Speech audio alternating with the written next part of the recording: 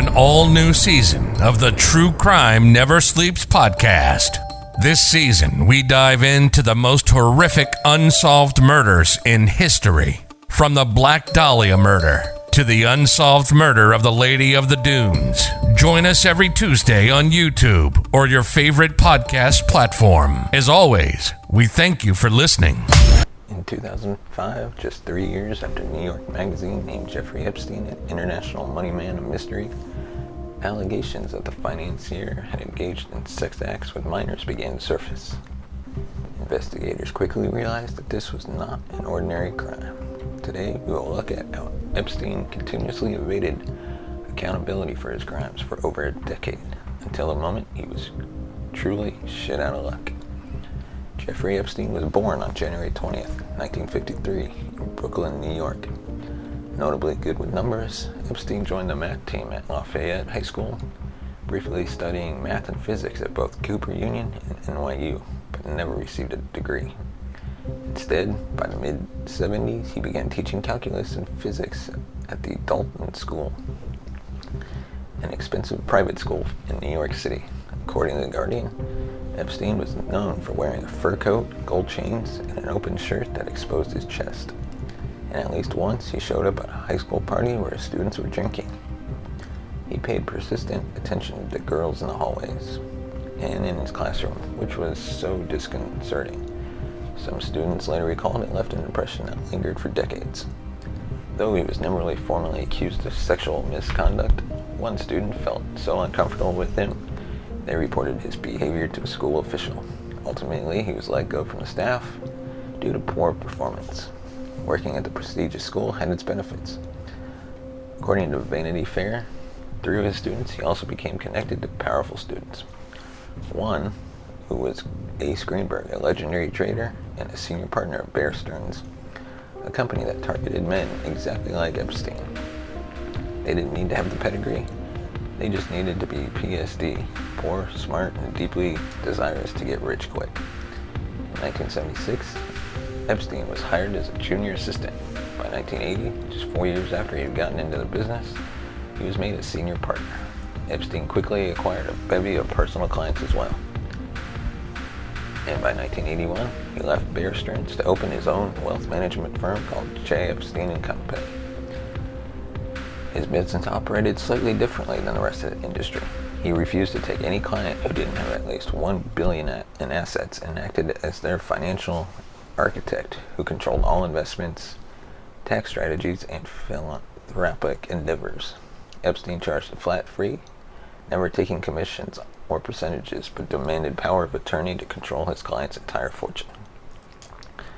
By some estimates, even if his annual management fee was 0.5%, one account worth $15 billion, would yield him $75 million a year alone. He had about 20 accountants to keep numbers on track, 150 employees for administrative duties, and several beautiful female assistants to keep his schedule tight. But no one except him could manage or analyze the accounts. He made every investment decision by himself. In addition to his clients, Epstein collected friends he wanted to keep close, often men with political power or in the sciences. For example, he built his Santa Fe home after spending time with Nobel Prize winning physicist Murray Gell-Mann, who was co-chair of the science board at the Santa Fe Institute at the time. Gerald Edelman, another Nobel Prize winner who managed the Neurosciences Institute, said that at one point Epstein was giving them $20 million a year, likely in exchange to visit and ask scientific and philosophical questions. Most infamously, though, were Epstein's targeted political connections. Some say he worked especially hard to get close to Bill Clinton and future President Donald Trump. Trump said of Epstein in 2002, "I've known Jeff for 15 years. Terrific guy. He's a lot of fun to be with." It is even said that he likes beautiful women, as much as I do, and many of them are on the younger side.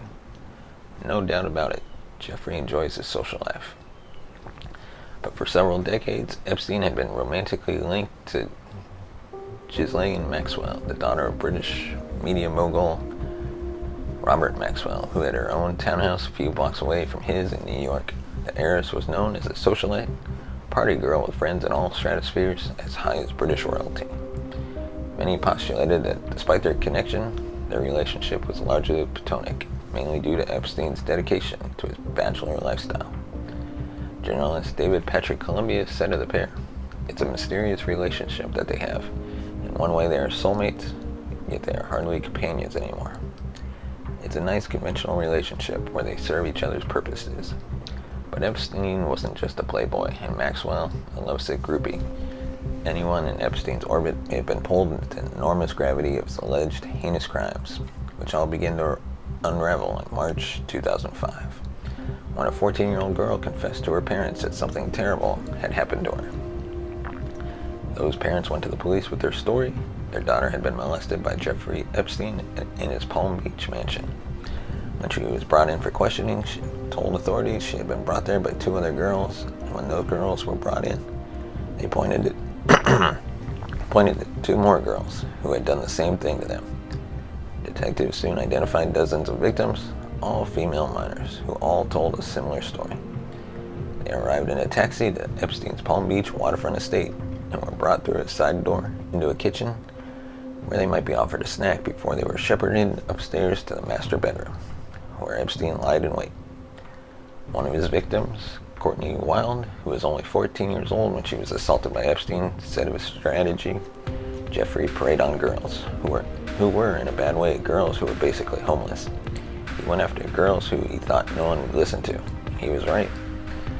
The girls, who were mostly between the ages of 13 and 16, were largely brought to Epstein's home by other victims who had been promised large sums of money to recruit new girls for him, essentially creating a massive cult-like pyramid scheme so he could romantically rape underage girls in his Palm Beach mansion, sometimes as often as 3 times a day.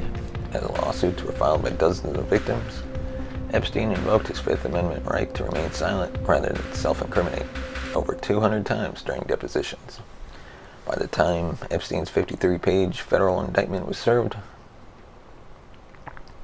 with a laundry list of crimes perpetrated against about 40 teenage girls in any normal circumstance, he would have been looking at a life sentence and federal prison. But despite confirmed credibility of the accusations and support of investigators, Epstein may have used his power and influence to lessen the outcome of the charges against him.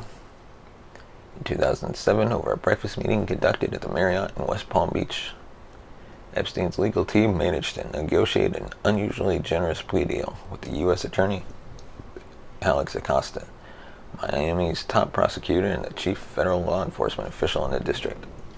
At the time, Epstein was represented by Jay Lefkowitz, a former colleague of Acosta's from a prestigious Washington, D.C. law firm some years before.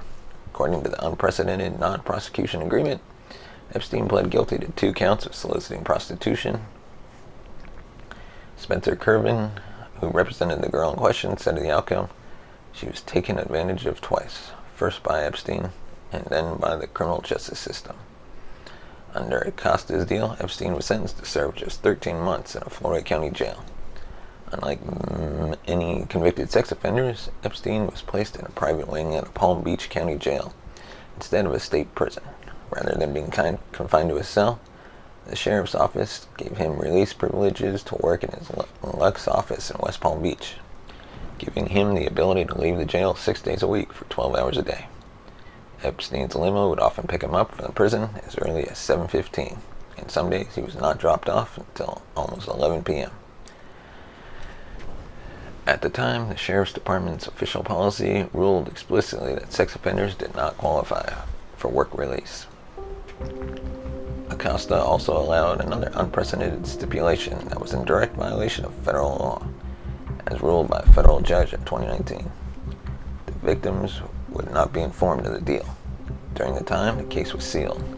The extent of his alleged crimes from 2001 to 2005, including the number of girls he assaulted and any information on co-conspirators, were lost in legal limbo. Not even the victims were privy to that information. Local authorities have referred Epstein's case to the FBI. But with the plea deal, some have criticized that Acosta had also effectively halted their extensive ongoing probe. Many believe this was meant to protect any influential men who might have had sex with underage girls.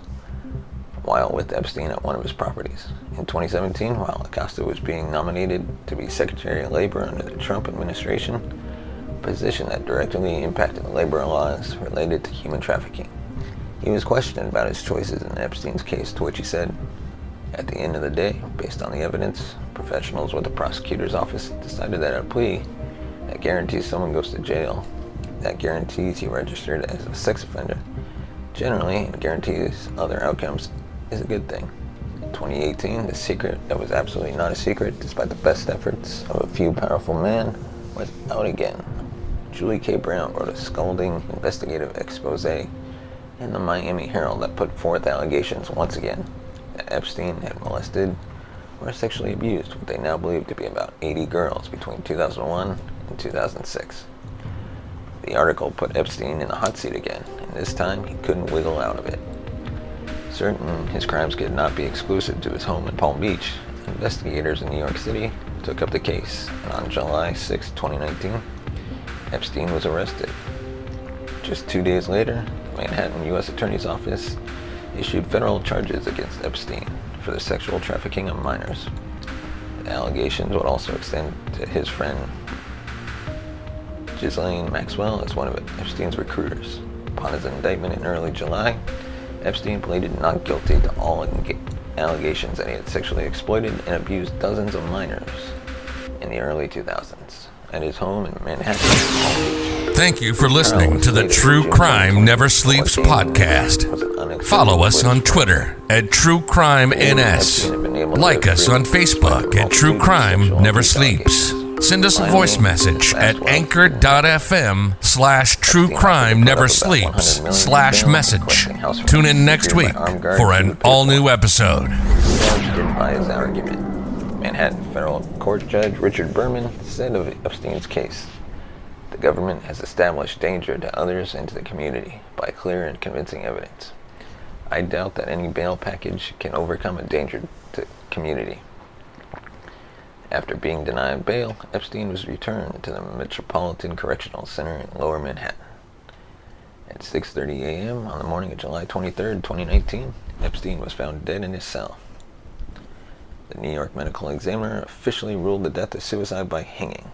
Reportedly, Epstein had injuries on his neck from unidentified sources that some believe may have been self-inflicted in relation to suicide, but others have not ruled out assault by another inmate. Many have since criticized the prison for their careless treatment of a man who needed the strictest supervision, in part because of how it impacts his victims. On July 2, 2020, Maxwell was arrested on charges related to the sexual trafficking of minors and is currently in prison awaiting trial. The women Epstein tormented still await any form of justice for the sick abuse that was perpetrated unto them.